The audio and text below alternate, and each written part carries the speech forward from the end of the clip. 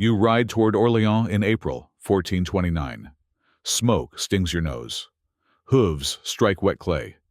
This is medieval history. The fate of dynastic heirs hangs on your promise. Your fingers ache in the cold wind from the Loire.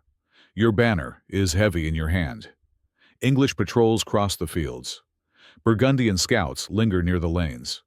Men in your escort watch the hedges and ditches. You speak of God's command. They want proof. You tell them the city will not fall. 7 months of siege press on Orléans. The English ring it with earthworks and timber forts. They call them Bastilles. The people inside ration bread. Bells toll for the dead. You repeat the vow you gave the Dauphin. You will lift the siege. You will take him to Reims for the crown. 3 weeks earlier, Chinon. You faced Charles in a narrow hall. Torches hissed. Courtiers whispered. Priests questioned you on oath. You said your duty came from God and served the realm. He listened. He gave you a small guard and supplies at Blois. He did not give you command. He gave you a chance. Back to the road near the Loire. Your convoy turns for the river.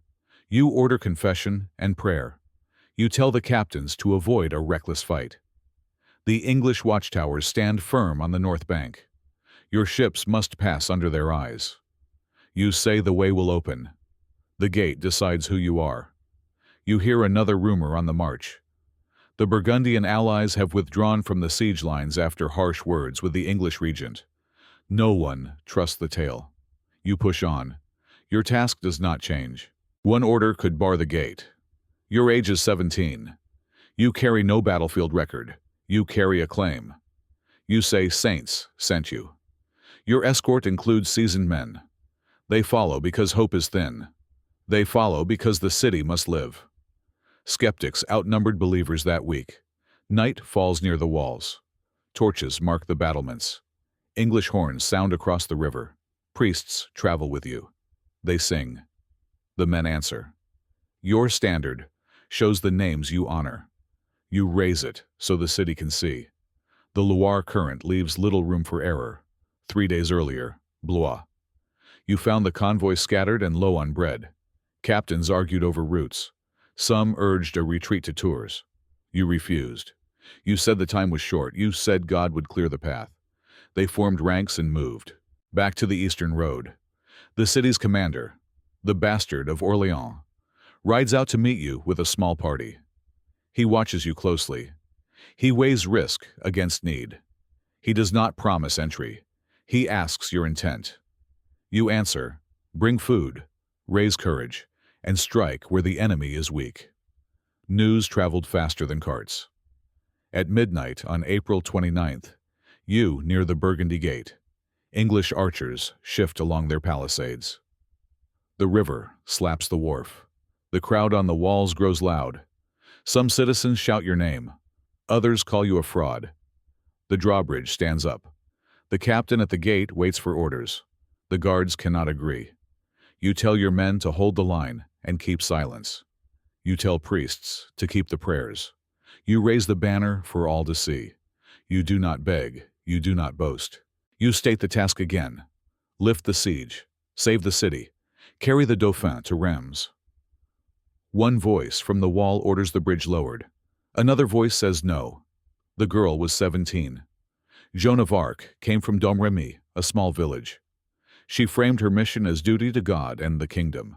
She sought the Dauphin, Charles, an uncrowned heir who needed a city to survive. Orléans guarded the Loire. If the English kept the lock, the south would lie open. The English had strong captains at the siege. Their forts cut roads and river. The defenders inside counted arrows and loaves. Burgundian support had thinned after tense talks. That detail mattered, but no one knew how much. The commanders in Orléans faced a choice. Admit the peasant girl with a banner, or refuse her and wait for slow hunger. One old rule held: a city under siege could not waste chances. The gate chains rattled. The bridge groaned. Voices still argued in the dark. The banner did not move. Would you open the gate? The bridge chains fell. The gate swung in. Joan of Arc entered Orléans with a convoy and a small guard. Torches smoked along the street. Church bells answered the noise. She passed to the house of Jacques Boucher, the city treasurer. Citizens reached for her banner. Others spat and called her a fraud. The bastard of Orléans, Jean de Dunois, watched in silence. He had asked for bread and powder. He had received a peasant girl in armor and a promise. The gate opened, but doubt stayed. Near midnight, she went to Sainte Croix. Priests met her at the steps. She asked for processions at dawn. She asked for confession for all who would fight. She ordered no blasphemy in the ranks. She told the captains to send away the camp women. She demanded clean quarters for the wounded and bread for the poor. She did not sleep long. Discipline came first, then battle. Dunois set the facts on the table. The English ring held. Bastille stood at Saint-Lô to the east. More faced the bridge at the Tourelle. Others blocked the southern road at Saint-Jean-le-Blanc and the Augustins. Their guns watched the quays. Their archers cut ferries. Any relief by river meant risk. The city had food for days, not months. He asked her plan. Each fort blocked a road and quay.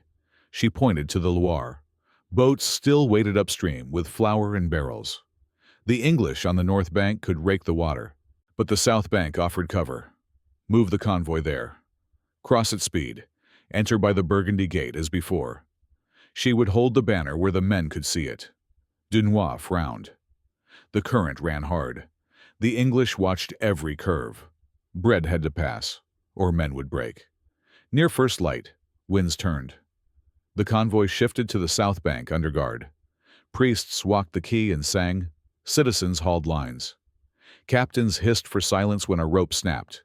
English horns sounded from a distant palisade, then faded. One by one the boats slipped past the guns. Flour thumped onto the wharf. Women sobbed with relief. Dunois nodded once. He did not praise the girl. He counted barrels. A promise needs a door to act. Inside the city, she worked street to street. She spoke to archers at the towers. She listened to masons about breaches in the wall. She asked armorers for arrowheads and pavises. She told the aldermen to post watches and keep lanterns ready at the quays. She sent a letter to the English. Leave France, she wrote, or face judgment and defeat. The message went out under a flag of truce. The reply was jeers from a bastion. Words traveled faster than arrows. The Council of War met that evening. La Hire leaned on the table. Xaintrailles spoke of numbers. Some argued to wait for more men from the south. Others feared a sally would waste lives. Dunois asked her to sit. She refused the chair. She stood and said the city must strike east first, at Saint-Lô. The folk in that suburb still suffered. The fort lay exposed on one side. A swift blow could take it. The captains traded looks. They agreed to prepare, not to attack. Agreement did not mean action. Night patrols reported quiet from the English lines, but rumors grew. The Burgundian allies had left weeks earlier after hard talks with the English regent. If true, the ring might be thinner than it looked. If false, a rash assault could ruin the city. Dunois wrote lists of ladders, mantlets, and carts. Joan walked to the cathedral again. She prayed, then sent for her standard-bearer. The bread was inside. She returned to Boucher's house near midnight. Armor hung from pegs. The banner rested on a chair. She ate little, then lay down in her gear. Messengers woke her twice with fresh reports. English scouts had moved along the river road. A watchman swore he heard carts at the Tourelle. She told them to hold their posts and wait for the bell. The city would test her claim at daybreak. At sunrise, the council would meet again. The plan to hit Saint-Lô sat ready on the table. Dunois wanted more proof. La Hire wanted a clean strike. The aldermen wanted safety. Joan wanted the gate opened and the column formed. She asked one question only: when? The bell of Sainte Croix began to toll. Would they march behind her or shut the gate? Dawn answered the bell of Sainte Croix. The council met. Dunois spoke first. Hold the walls, he said, and watch the river. La Hire wanted motion. Xaintrailles wanted a target. Joan asked for Saint-Lô. The suburb still suffered. The fort stood exposed on its landward side. One blow could open the east road. They set the hour for midday. Processions crossed the streets at first light. Priests sang. Soldiers confessed. She repeated the rules. No blasphemy, no looting. Care for the wounded. Share bread with the poor. Armorers stacked arrowheads. Masons dragged mantlets to the gate. Standard-bearers unrolled colors. Drums stayed silent. Orders moved faster than doubts. At the Burgundy Gate, the column formed.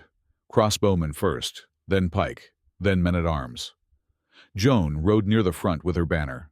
Dunois and La Hire flanked her. Citizens lined the street and prayed. Some spat at the ground. Others wept and touched the cloth of her standard. The portcullis rose. The convoy rolled into the bright, cold air. One step past the gate meant no retreat. They advanced through ruined lanes east of the walls. English scouts fired and fell back. Smoke hung over the orchards. The Bastille of Saint-Lô stood ahead with ditch and palisade. Its guns faced the road and river. Its garrison watched the suburbs for a sally. Ladders came up on carts. Shields locked. Crossbows clicked. The first bolts took men out of line. She rode the flank and called for patience. Mantlets in front. Ladders only on the signal. Guns to the palisade to blind the archers. La Hire swore under his breath and moved the men. Dunois counted ranges and raised a hand. The city guns on the wall spoke once, then twice. Their shot rattled the timbers. The assault horn sounded. Speed broke out. The first ladders went up. Arrows thickened.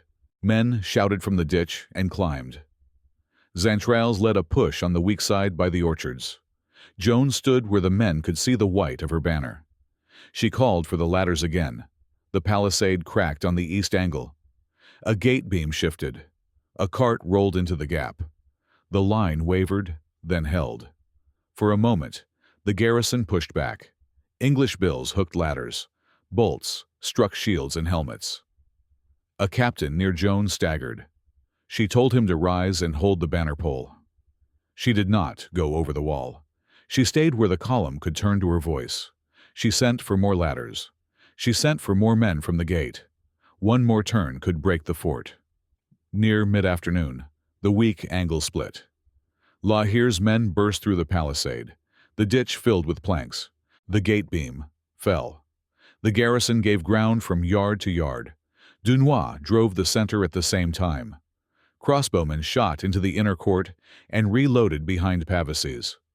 Joan rode forward and told the men to spare those who yielded. The resistance collapsed in the yard. By sunset, the banner stood in the fort. The bells in Orléans rang. Women brought water to the wounded. Priests gave thanks at the church of Saint-Lô. Dunois posted guards and counted prisoners. He ordered the palisade repaired to face the river. He looked east and said little. The men cheered the girl. She told them to thank God and keep discipline. The city had struck first and won. Night fell with no counterattack. Scouts reported movement near the Tourelles on the bridge. Torches crossed and recrossed the span. Some captains wanted to press at once. Others warned that the Ascension Feast began on the morrow. Joan agreed to hold the line on May 5th. She would send one more letter to the English. She would demand they leave France. Silence hid sharp plans. The council set dawn watches. Armor lay on benches. Banners hung damp on pegs. The men slept in their gear.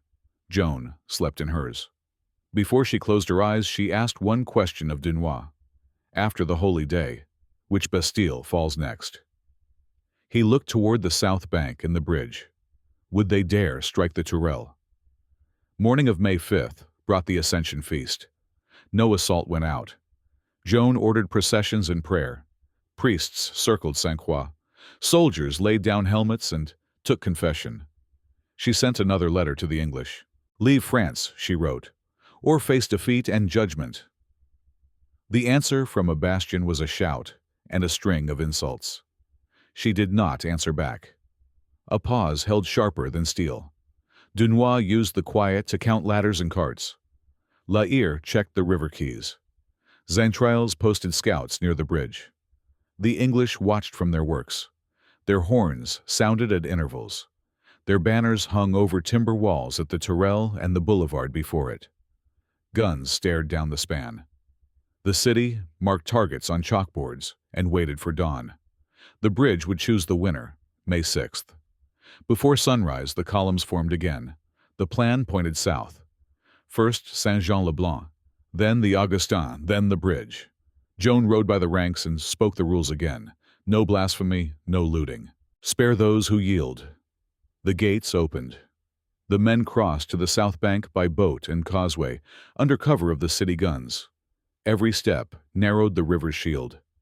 Saint-Jean-le-Blanc stood empty. The English had pulled back in the night. Dunois posted a guard and pushed on. The Augustins, a fortified house near the bridge, held firm. Its guns raked the road. Its archers lined the windows. Ladders went up. Mantlets rolled forward. La Hire drove the first wave into the ditch. Xaintrailles pressed the right. Joan stood where her banner could steady the line. She called for patience and fresh ladders. The first rush failed to break them. English captains tried to relieve the post from the boulevard by the bridge. Boats shoved off under shot. Men ran along the span with bills and bows. City guns on the north bank answered. Arrows fell in sheets. The water frothed with oars. Dunois timed a second push as the relief stalled. La Hire's men found a breach near a garden wall. They forced a door and swarmed the yard. One crack became a path. By midday, the Augustins fell. Prisoners laid down bills and knives. Dunois turned the captured guns toward the bridge. Scouts counted timbers and angles. The boulevard at the southern head looked strong. A ditch guarded it. Stakes lined the earth.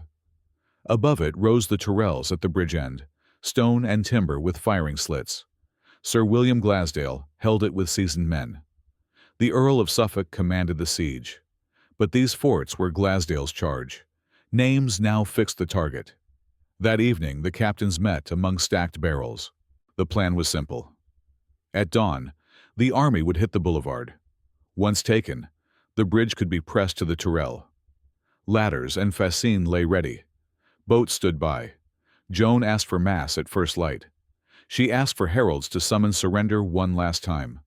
Then she asked Dunois to post men with hooks, to drag away burning faggots. She expected fire. The clock moved with the water. Here the secret stood in plain sight. The English line had thinned weeks earlier, when Philip the Good withdrew his Burgundians after harsh talks with the Regent Bedford. Pride met pride. The ring around Orléans never fully closed again. Joan's arrival did not invent a gap. It turned a gap into a door. Her discipline steadied the city. Her banner drew men to the assault. The English still held strong posts. They no longer held a perfect noose. The miracle wore armor named timing. Back on the south bank, carpenters hammered by torchlight. Priests walked the lines and spoke quietly. Armorers counted heads and helms. Women carried water and bread. Joan ate little and slept in her gear. At intervals, she rose to pray. She spoke to the standard-bearer and the captains. She asked for silence in the ranks at dawn. She asked that no man break formation to boast. Which Bastille fell next? The Augustins lay in French hands. Before dawn on May 7th, the river ran black under the bridge. The wind carried smoke from the southworks. English sentries called to each other. Glasdale's men moved along the parapets and checked ropes and beams. The boulevard waited. The Tourelle loomed beyond it, heavy and close. The last barrier guarded the span. Heralds went forward under a flag of truce. They called on the English to yield and depart. The answer was refusal. The heralds stepped back. Drums beat once. Bells answered from the city. The first carts rolled with fascines for the ditch. Ladders followed. Crossbowmen set shields and wound their gear. At the signal, the line stepped off. Guns flashed from the boulevard. Arrows rattled on shields. Men slid in the ditch and pushed planks. Joan stood by the causeway with her banner high. Dunois shouted for the reserve to hold. La Hire swore and went left for the weak angle. Glasdale's men laughed from the parapet. They fired again. The water took the first fallen. The assault had begun. The bridge roared and shook. Would the boulevard break before the city's line did? Dawn broke over the south bank. The boulevard fired first. Guns flashed from its face. Arrows rattled on shields. Men shoved fascines into the ditch. Ladders slid. Joan stood by the causeway with her banner high. Dunois held the reserve. La Hire edged left, hunting a weak angle. Glasdale shouted from the parapet. He refused parley. The first rush faltered and fell back. She stepped forward with a ladder team. The ditch churned under their boots. A shaft struck her near the shoulder. She staggered and gripped the banner staff. Men around her shouted to pull back. She shook her head, then lurched 2 steps and sank to one knee. Blood soaked her sleeve. The captains dragged her to the rear. A surgeon pulled the shaft and bound the wound. One banner gone from the front can crack a line. The assault paused. The boulevard spat fire and bolts. Men lay in the ditch and behind mantlets. Dunois weighed a retreat. La Hire swore and begged for one more push. Joan rose on shaky legs. She asked for her horse. She asked for her banner. She rode along the causeway, pale and tight-jawed. She told the men to hold their places. She told the priests to pray aloud. Her return steadied the planks and ladders. She reached the ditch again, near the weak angle. She stood where all could see the white field of lilies. She pointed to a spot on the parapet and called for fresh ladders. Drummers beat a single slow call. Crossbowmen shot to blind the flank. Carpenters dragged a wheeled mantelet forward. The reserve stepped off. Timing turned pain into motion. The second rush took the ditch in one wave. Fascines filled low spots. Hooks dragged bundles clear of fire. Ladders bit the parapet. Bills met bills on the lip. La Hire forced a foothold. Zaintrails jammed a cart into the breach. Men hauled each other up by elbows and belts. The boulevard's front trembled. One crack opened to daylight. Glasdale yelled for a counterstroke. His men surged. The line buckled, and then held. A gatepost split. French soldiers flooded the workyard. The English fell back across the narrow bridge to the Tourelle. They tried to fire the planks. Wind pushed the flames back. City guns from the north bank found the angle and hit the upper works. The boulevard was in French hands. Joan did not stop. She pointed to the bridge and signaled forward. Ladders and hooks moved again. Dunois sent fresh men to the front. La Hire led the vanguard over the planks.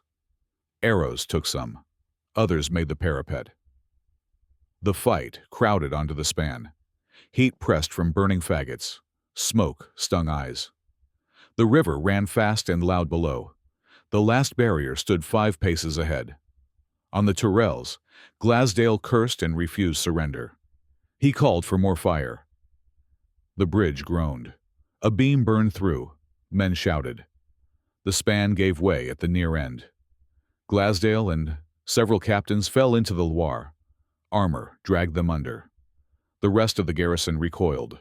French soldiers seized the opening and surged into the lower tower. Silence followed the crash of the bridge. Room by room the Tourelle broke. Doors splintered. Resistance thinned. A banner appeared at an upper window.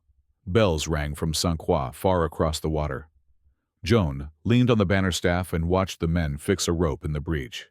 She told them again to spare those who yielded. Some English laid down weapons and called for quarter. Discipline held when rage could have ruled. By late afternoon, the Tourelles was taken. Fires still burned along the bridge. The air reeked of wet ash. Dunois posted guards and pulled the men back from the parapets. Zaintrail counted prisoners. La Hire sat on a step and breathed like a bellows. Joan let the surgeon tighten the bandage. She asked Dunois for the hour. He told her. She nodded once and looked at the river. The bridge forts had fallen. Night came with no counterattack.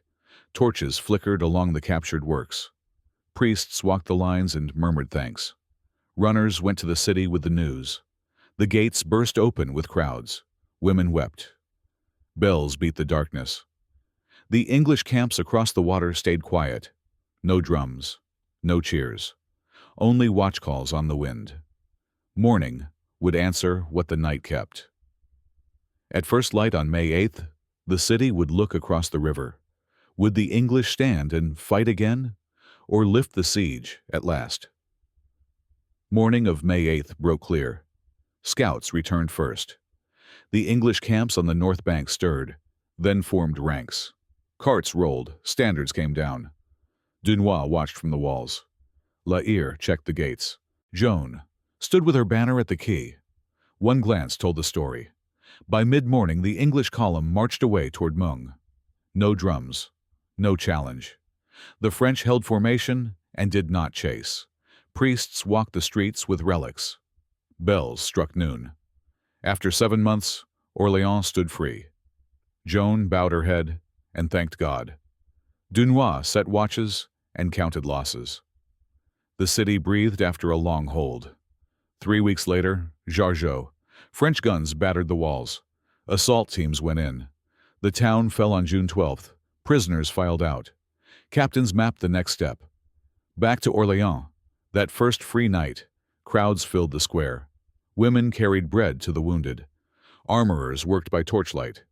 The commanders planned the Loire campaign. Every victory pressed the road to Reims. June 15th, Meung-sur-Loire. Bridges changed hands. June 17th, Beaugency. The garrison yielded. June 18th, Patay. English captains tried to form their archers. French vanguards closed before stakes went down. Men fell. Standards dropped. The road opened. One day erased months of fear. Back to the Loire. The captains looked north. The Dauphin had no crown. A king without anointing could not command all oaths. The line moved toward Champagne. Towns opened gates. Others hesitated, then sent keys. The army marched without sack or riot. Joan rode near the front and repeated the rules. Discipline protected the pledge. July 17th, 1429, Reims. The archbishop received Charles in the cathedral. Oil touched his head. Trumpets answered. The peers of France stood in place. The right followed the old order. The crown came down. The people cried, "Noel!" Joan stood near the choir and held her banner. A promise reached its end. Back to Orléans, news raced along the river that day. The city that had held out now held a meaning. Markets reopened. Walls stayed manned. The English regent weighed his next move. The Burgundian duke watched and waited. The war did not end. The map had shifted. One siege had unlocked a campaign. Later, the cost returned. In 1430, near Compiègne, Burgundian troops took Joan. In 1431, in Rouen, an English-backed court condemned her. She died by sentence. In 1456, a royal retrial cleared her name. The men of Orléans kept May 8th as a day of thanks. The realm learned from that spring. Captains, towns, and one banner could turn a fight when allies split and mistakes widened. The miracle had a working list: gap, will, and order. She did not fight alone. Dunois held the line. La Hire struck where walls were thin. Xaintrailles pushed at the weak angles. Priests kept the processions. Citizens hauled boats and ladders. English pride and Burgundian politics left a seam. Joan's arrival made that seam a path. Orléans lived. The crown returned to Reims. One city held, and a king was crowned. You stand in the nave at Reims. The trumpets still ring in your ears. The oil's sharp scent hangs in the air. You look at the banner and the crown and ask, if you had been there, what choice would you have made? History turns on choices and timing. If you want the next chapter, the Rouen trial, say the word.